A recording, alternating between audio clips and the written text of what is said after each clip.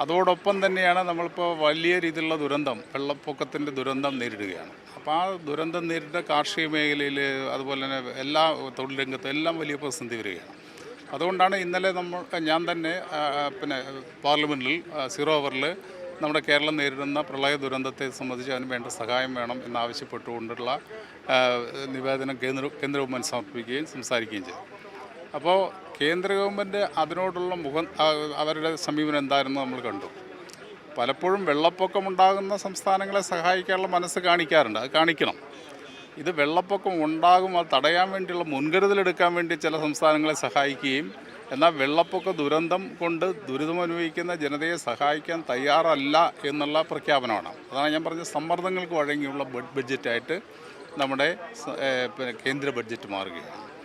ഏതെങ്കിലും വ്യത്യസ്ത താല്പര്യങ്ങൾ, വെസ്റ്റേൺ ഇൻട്രസ്റ്റിന് വേണ്ടിയിട്ടാണ് ബഡ്ജറ്റിനെ ഉപയോഗപ്പെടുത്തുന്നത്.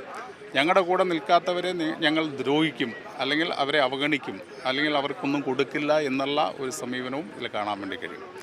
തീർച്ചയായിട്ടും അത് നമ്മുടെ കേരളം അല്ലെങ്കിൽ ഈ അവഗണിക്കപ്പെട്ട സംസ്ഥാനങ്ങളെല്ലാം തന്നെ നല്ലപോലെ തിരിച്ചറിയും എന്നാണ് തോന്നുന്നത്. പ്രത്യേകിച്ച് എയിംസ് അടക്കമുള്ള ആവശ്യങ്ങൾ നമ്മൾ വളരെ ചെറുകാല ആവശ്യമാണ്. അതിനുവേണ്ടി ഭൂമിയൊക്കെ ഏറ്റെടുത്തു. കേരളത്തിന് കഴിഞ്ഞ 10 വർഷമായിട്ട് പുതിയ എന്തെങ്കിലും ഒരു പദ്ധതി നടപ്പാക്കിയിട്ടില്ല. നമ്മൾ നിരന്തരമായി ആവശ്യപ്പെട്ടുകൊണ്ടിരിക്കുന്ന പല പദ്ധതികളും പുറംതിരിഞ്ഞ് നിൽക്കുന്ന സമീപനമാണ് കഴിഞ്ഞ 10 വർഷമായിട്ട് തുടർന്നു വരുന്നത്. ഇപ്രാവശ്യമെങ്കിലും അത് ചെറിയ മാറ്റമുണ്ടാകും എന്നുള്ള പ്രതീക്ഷയാണ് നമുക്കുണ്ടായത്. അതുകൊണ്ടാണ് എയിംസ് കിട്ടും എന്നുള്ള വലിയ പ്രചാരവേലകൾ സംഘടിപ്പിച്ചത്. കേരളത്തിൽ നിന്നും BJPക്ക് സീറ്റ് കിട്ടാതാണ് നമ്മുടെ കേരളത്തോട് അവഗണന എന്നാണ് നേരത്തെയൊക്കെ പറഞ്ഞിരുന്നെങ്കിൽ, ഇപ്രാവശ്യം ഒരു സീറ്റെങ്കിലും BJPക്ക് ആദ്യമായിട്ട്, ചരിത്രത്തിൽ ആദ്യമായി കിട്ടിയതാണ്. അപ്പോൾ അതിൻ്റെ അടിസ്ഥാനത്തിൽ ഒരു മന്ത്രി സുരേഷ് ഗോപി എന്ന് വേറെ 2 മന്ത്രിമാരുണ്ടായി നമ്മുടെ കേരളത്തിൽ BJPയുടെ.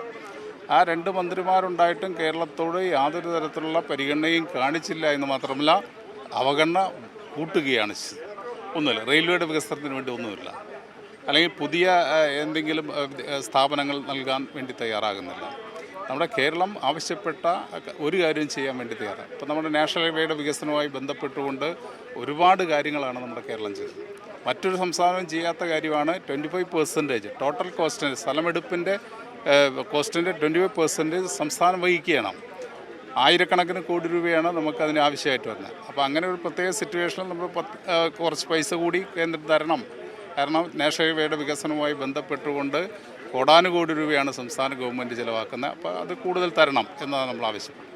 അതോടൊപ്പം തന്നെയാണ് നമ്മുടെ വിവിധ പെൻഷൻ പദ്ധതികൾക്ക് കേന്ദ്ര ഗവൺമെൻറ് വിഹിതമായി കിട്ടേണ്ട സംഖ്യ കോടിക്കണക്കിന് രൂപ പെൻഡിങ്ങാണ്.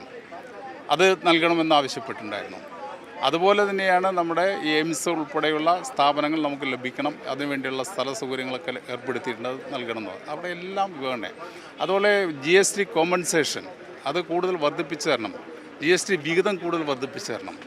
ഇപ്പോൾ 60-40 എന്നുള്ള രീതിയിലാണ് നമുക്ക് നൽകുന്നത്. അതിനേക്കാൾ കൂടുതൽ നമുക്ക് കിട്ടാൻ അർഹതയുണ്ട്. കാരണം കൃത്യമായിട്ട് GST പിരിക്കുന്ന ഒരു സംസ്ഥാനമാണ്. അതുകൊണ്ട് നമുക്ക് കൂടുതൽ വിഹിതം നൽകാൻ വേണ്ടി തയ്യാറാണ്. നമ്മുടെ റബ്ബർ കർഷകരുടെ പ്രശ്നമുണ്ട്, മറ്റ് പാവപ്പെട്ട കർഷകരുടെ പ്രശ്നമുണ്ട്. നെല്ല് സംഭരിച്ചതിൻ്റെ പൈസ പോലും കൊടുക്കാൻ കഴിയാതെ വരുന്നത് കേന്ദ്രം തരേണ്ട വിഹിതം തരുന്നില്ല.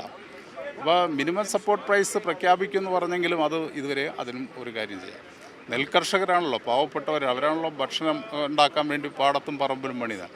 അവരെ സഹായിക്കാൻ വേണ്ടി എന്തെങ്കിലും നിലപാട് സ്വീകരിക്കുന്നത്, അതൊന്നും സ്വീകരിക്കാൻ തയ്യാറല്ല ഞങ്ങൾക്ക് ഇഷ്ടമുള്ളവർക്കും തങ്ങളെ താങ്ങി നിർത്തുന്നവർക്കും മാത്രമായിട്ട് ഞങ്ങൾ ബഡ്ജറ്റിനെ പരിമിതപ്പെടുത്തും എന്ന് തെളിയിച്ചിരിക്കുകയാണ് ഈ ദേശീയ ബഡ്ജറ്റ്.